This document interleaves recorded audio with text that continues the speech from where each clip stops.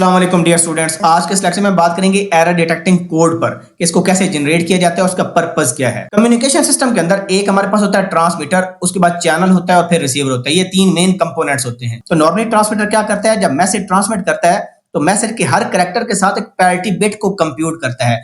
ये parity bit या even होती है या ऑड होती है। तो कोई एक पैरिटी इंप्लीमेंट होती है सिस्टम के अंदर। ऐसा नहीं होता कि इवन और ऑड पैरिटी दोनों इंप्लीमेंटेड हो। फॉर एग्जांपल इस बुक के अंदर हम इवन पैरिटी पर बात करेंगे। अब ये पैरिटी बिट जनरेट कैसे होती है? ये पैरिटी बिट जनरेट इस तरह होती है कि नंबर ऑफ वंस काउंट किए जाते हैं कि वो इवन है कि ऑड है। फॉर एग्जांपल अगर हम इवन पैरिटी की बात करें तो ए हमारे पास एक आस्की कैरेक्टर है और इसका कोड हमें पता है कि इसकी डेसिमल वैल्यू होती है 65।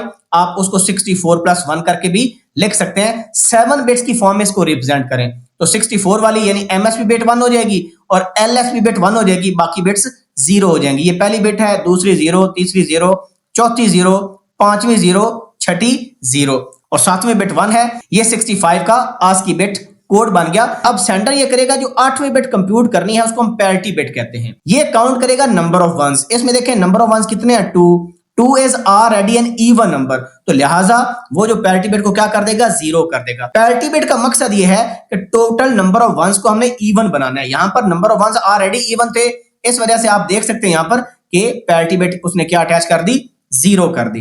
अब फॉर एग्जांपल टी कैरेक्टर की बात करें, अब टी जो है उसकी आस्की वैल्यू आपके पास होती है 84। अब 84 को कैसे लिखते हैं, 64 + 16 + 4, यानी ये 3 बिट्स 1 होनी है। तो यहां पर आप देख सकते हैं ये 4, तो 4 वाली बिट 1 हो गई, उसके बाद 8 वाली 0, 16 वाली 1, 32 वाली 0 और 64 वाली 1। तो ये 84 का आस्की कोड लिखा हुआ है। अब यहां पर नंबर ऑफ वंस काउंट करें, 3 है।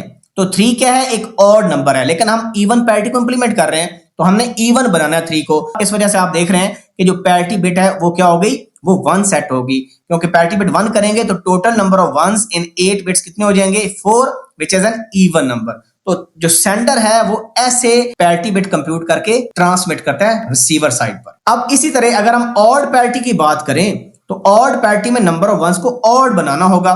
फॉर एग्जांपल ए में देखें नंबर ऑफ वंस कितने हैं, 2 हैं, तो 2 ऑड कैसे बनेगा, अगर हम पैरिटी बिट को 1 कर देंगे। तो यहां पर आप देख रहे हैं पैरिटी बिट क्या हो गई, 1 हो गई। टी में देखें नंबर ऑफ वंस कितने ऑलरेडी ऑड हैं, तो इस वजह से पैरिटी बिट क्या हो जाएगी, 0 हो जाएगी। तो ये सिंपल सा मेथड है जो कि पैरिटी बिट जनरेटर में यूज होता है। अब इसके फ्लॉज भी हैं। इसकी लिमिटेशन ये है कि फॉर एग्जांपल ये simple odd number of errors को डिटेक्ट कर पाएगा। मिसाल के तौर पर ट्रांसमीटर ने ये डाटा ट्रांसमिट किया 1 0 1 0 1 0 1 और इसमें हम पैरिटी जनरेट करते हैं जी, तो पैरिटी बिट आपकी 0 हो जाएगी। हम अज्यूम करते हैं कि इवन पैरिटी इंप्लीमेंट कर रहे हैं, तो यहां पर नंबर ऑफ वंस क्या है, 4 हैं।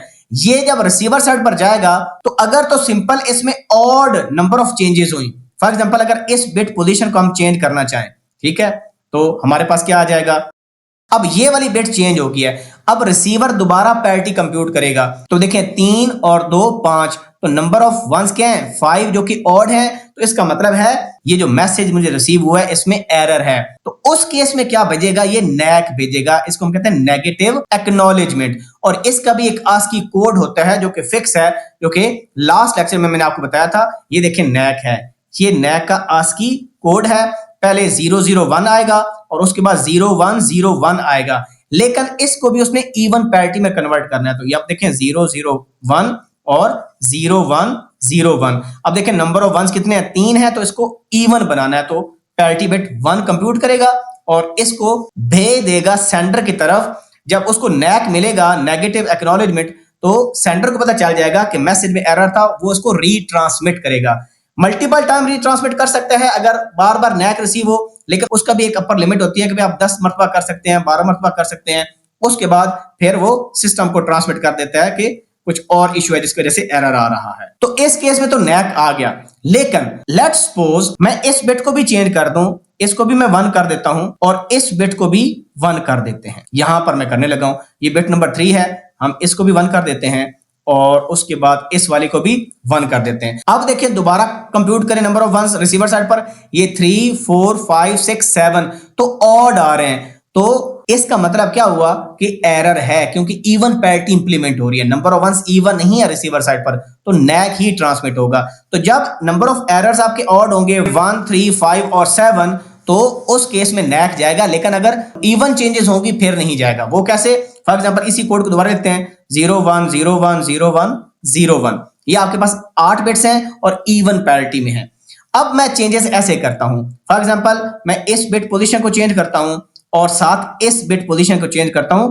ये बेसिकली मैंने 2 बिट पोजीशन को चेंज किया जो कि इवन नंबर ऑफ एरर्स हैं। अब नंबर ऑफ वंस कंप्यूट करें जी, ये 2 और ये 4 कितना हो गया 6। अब 6 इवन नंबर है तो रिसीवर तो यही कहेगा कि पैरिटी क्योंकि इवन इंप्लीमेंट हुई है और नंबर ऑफ वंस भी इवन है तो वो उसको एक भेजेगा। एक का मतलब है एक्नॉलेजमेंट वाला आस्की कोड इसको भेजेगा, तो सेंडर ये समझेगा कि डाटा करेक्टली रिसीव हो गया। हत्ता कि आपकी 2 बिट्स पोजीशन जो है वो यहां पर चेंज हो चुकी हैं, 2 बिट्स में एरर हो चुका है। तो इस वजह से जो हमारा पैरिटी बिट जनरेटर वाला मेथड है ये इवन बिट्स में एरर डिटेक्ट नहीं करता, simple odd number of bits में अगर एरर आए तो उसको डिटेक्ट कर लेता है। तो इसका फ्लॉ है। इसके लिए और डिफरेंट कोड्स हैं जिसमें हाफ मैन कोडिंग है, ब्लॉक कोडिंग है। See you in the next video. अल्लाह हाफिज़।